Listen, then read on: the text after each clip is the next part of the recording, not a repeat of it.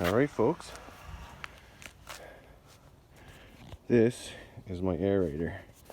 It's got it's called like a punch aerator. Right now I have the case off the top, and what happened was I was on a customer's property, and this drive axle broke. So where it broke is right here. You can see the new piece. It's that's called a flange bearing. So there's a flange there and there's a bearing inside it, and it just snapped. So what happened is the belt came off, and then I couldn't go any further. So I called a good friend, and he said, I know how to fix that. So I was gonna weld the broken piece back together, but it's cast iron, and it wouldn't have worked. It would have worked just temporarily. I guess he said not to weld cast iron, doesn't last very long. So it was a good thing too, because I'm just getting busy with these spring cleanups, and you know, it's amazing how much pressure you can put on yourself when a key piece of equipment breaks down. I just had it running, and you can see I did a strip right there on my front lawn. Everything's working great, so I'm going to put the case back on top and the cover back on, and I can get back to my aerations. It was down for about 5 days. So but yeah, I mean, everyone's getting it done right now, so I was starting to think to myself, I don't want to have to buy a new one, because you know, some of those aerators cost upwards to $4,000, and no, this one here is it's called a DR aerator. They don't make them anymore. I wish they did, because they're pretty useful, and they're not cumbersome. They still weigh a bit, but they push around pretty easy. And they take a little longer than the other ones, but the other ones are just such a pain in the butt to maneuver. So I'll take this over those bigger machines any day. And also I got some new equipment. I got this this trimmer here. It's let's see if I can. I'll show you in a second here, but the Husqvarna 322L, I believe. And so as far as I did my research, as far as I can tell, it is the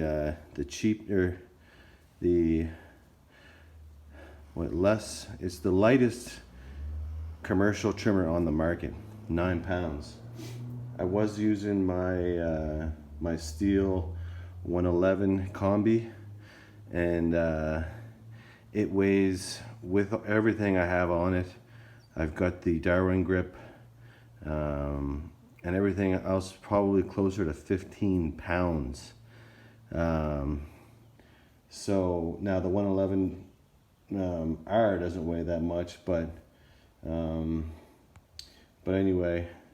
So you're looking at a 5 pound difference, and at the end of last year, I couldn't even lift a jug of milk from my fridge. So it's maybe it was kind of like tennis elbow, but I thought to myself, there's no way I'm using that 111 this year. So yeah, I got this little Husqvarna trimmer here, and looking forward to it. I just had it out in front of my property here, and it runs pretty good. It's got this, they say, like an anti-vibration handle. I hope it holds up on my trimmer rack, because it can kind of bounce around inside my trimmer rack a little bit. So I hope it's kind of loose, but it's designed that way so it absorbs some of the vibration. And so Anyway, yeah, so we'll see how this Husqvarna 322L works this year. Hopefully I won't have to buy too much equipment. I don't want to spend a bunch of money this year. Don't really need anything. Um, you know, it's oh, there's William. What are you doing? Hey, buddy. What are you doing? Just making a video. Okay. So off he goes. He's just bought a skateboard, so anyway, yeah, so the spring rush is upon us. I'm working a full-time job right now, and I've got to figure out a way to manage both.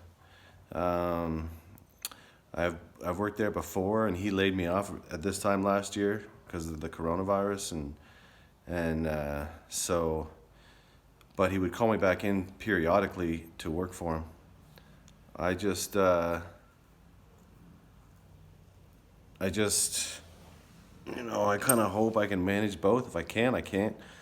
I might just have to say bye to my full-time job because, you know, I appreciate that he gave me some employment over the winter, but if he's gonna, he already laid me off once, so. And right now we're getting government assistance in Canada. We get government assistance right now. He's at, I think government pays him 40% of the employment wages, and that's running out in June. So I don't have much seniority at this place, so I know I probably won't last very long there. So, but I'll figure something out in the winter. But right now I'm going to see if I can juggle both. I get a lot of calls, and when I'm working my full-time job, all I can think about is leaving so I can get to the lawns. And yeah, so it's a good stress, but it is stressful. You don't want to disappoint anybody. You know, you want to set a date and get to it. That's why I was stressed out about the aerator, because, gosh, I know I just don't want to. I don't want to have to call them up and, you know, tell them to use somebody else. I want to be able to provide the service for them. Getting a lot of new customers this year. It's my 6th year in business in High River here. We've been pretty lucky so far. Just phone's been ringing, getting about 3 or 4 phone calls a day. I actually, for the first time, I've kind of wondered what my competitors' prices were, and I've never been able to. Well, I mean, I kind of have an idea, but the other day someone asked me in the nearby town. They said, you know, can you power rake my yard? So I gave them a price, and I was twice the amount of the competition. I was 2 times higher than the competition, and I remember, and that made me. That actually made me kind of happy because I used to be the lowballer in town, and when I first started, and I've always wanted to get my prices up, and slowly I've been getting them up and up. So, so in a way, I'm thankful. It was out of my service area anyway. But I thought, well, if I'm going to make it worth it, I'm going to raise the price a little bit. Didn't realize I was twice as much as the competition, but I'm getting lots of work, so I don't need, you know, I'm not going to be dropping my prices for anybody. So anyway, just make sure to do good work, and word of mouth will come. I'm not doing any market again this year because of my other job. I'm still not 100% sure what I'm going to do. I think I'm just going to have to walk away from it, but I might try and juggle both. So we'll see how that goes. And what else to say? Hope everyone has a good 2021 start to the year. You know, go out there, make some money. That's what we're here to do, and provide a good service. People get value out of the service, and everyone's happy. So good luck to everybody, and I'll see you in the next one.